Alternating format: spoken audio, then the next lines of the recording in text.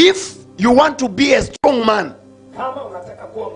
if you want to be a strong man, you must know how to take the morning breakfast.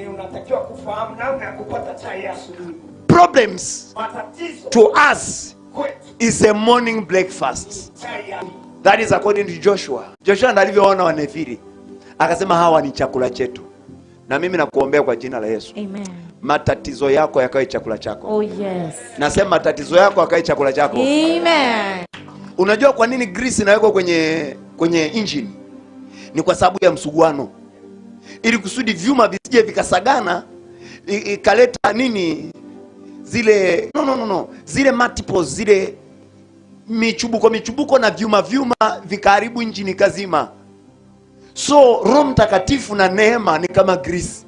Sio kwamba misuguano haitakuwepo, lakini lazima safari iendelee. Amen. Kama ninasema amen kidogo. Hebu sema matatizo yangu ni chai ya asubuhi. Kwa jina la Yesu.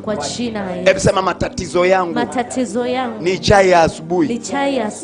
Ni neema ya Mungu kuwa hivyo ulivyo. Amen. Is grace of God. Yes. Na inapaswa uione neema kuliko madhaifu yako.